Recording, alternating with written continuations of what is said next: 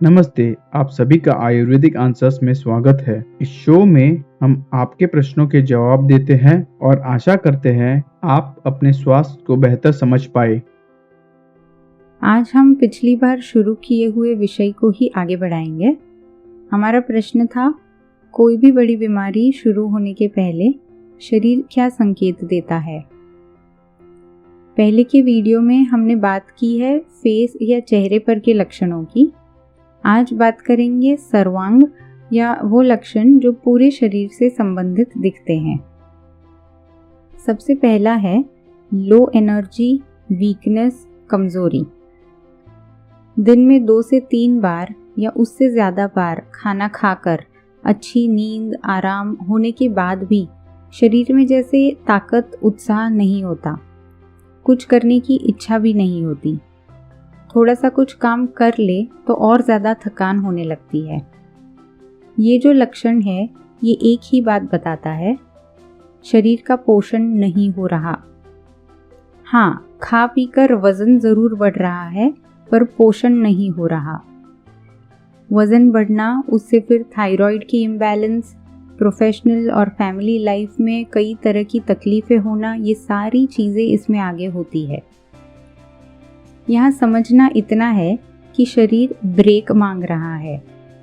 आपका सिस्टम खाना पचाने, पोषण देने काबिल नहीं है।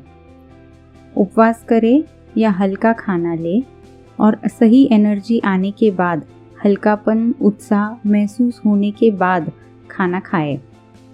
मेरी गारंटी है भूखे रहने से आपकी कमज़ोरी कम होगी, बढ़ेगी नहीं। इससे मिलता जुलता दूसरा लक्षण है, काम करने की इच्छा तो है पर शरीर भारी लगना, जॉइंट्स में सूजन या दर्द होना, उठने बैठने में वज़न ही लगना, जबकि आपका वज़न इतना ना भी हो। कई बार इसके साथ शरीर के अंदर बुखार जैसा भी महसूस होता है। इसका इलाज भी कुछ दिनों तक उपवास करना और साथ में कुछ दवाइयाँ लेना, इतना है। इसके बाद है सूजन। कभी पूरे शरीर पर, किसी को चेहरे पर, कभी पैरों पर, कभी महिलाओं में मासिक के पहले शरीर पर सूजन महसूस होती है।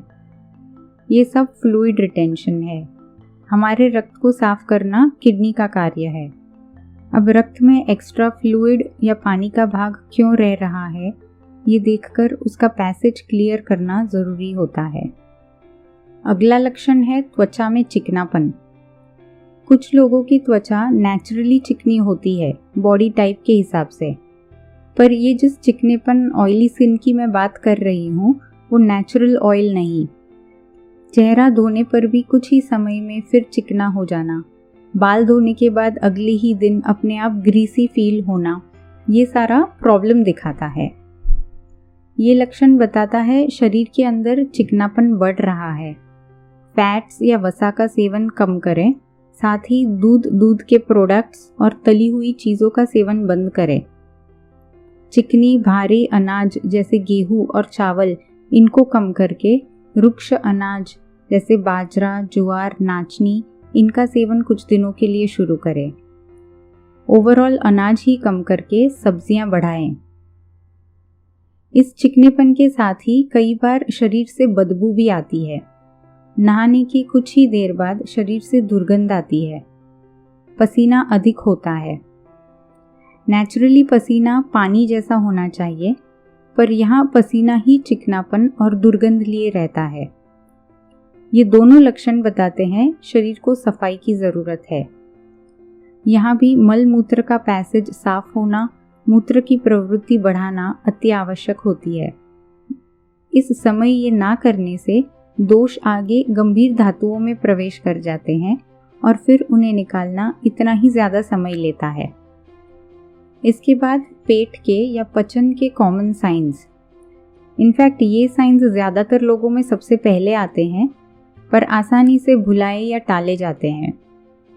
खट्टी तीखी डकारें, गले या पेट में जलन, पेट भारी रहना, भूख कम लगना, मुंह का स्वाद कड़वा या विकृत रहना, गैस होना, पेट साफ होने में तकलीफ होना, इनमें से कोई भी लक्षण बार बार दिखे तो इनके इलाज के लिए वैद्य के पास जाएं, दवाई ले, खाने पीने के नियमों को समझ ले और आप देखेंगे कितनी आसानी से बात पूरी हो जाती है, रोग आगे बढ़ता ही नहीं। इन सब शरीर के लक्षणों जितने ही महत्वपूर्ण लक्षण मन भी देता है। मूड स्विंग्स होना, नींद नहीं आना, कभी बहुत गुस्सा आना, छोटी छोटी बातों पर चिढ़ जाना, चिंता या एंग्जाइटी कंट्रोल के बाहर होना, कभी उदासीनता या डिप्रेशन लगना, ये सब बताता है स्वास्थ्य पर अपने खान पान का और हमारे जीने के तरीके का, आसपास के वातावरण का क्या प्रभाव पड़ रहा है।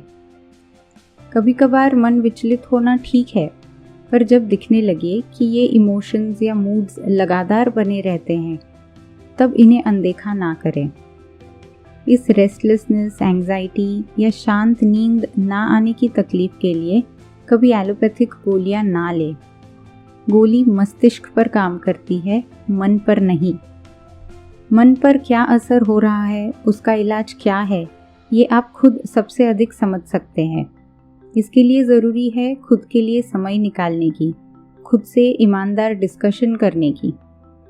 समय देने वाला दोस्त या डॉक्टर इसमें मदद ज़रूर कर सकता है, पर उसके लिए भी पहले ये ज़रूरी है कि आप इसको इतना महत्व दें। तो आशा करती हूँ आपने इन बातों को समझा होगा, इसे अपने जीवन में भी ज़रूर उतारें। ये एक तरीके से आपका हेल्थ इंश्योरेंस है। हर दिन सही स्वस्थ बिताइए तो आगे के सालों में कोई बीमारी नहीं रहेगी। धन्यवाद।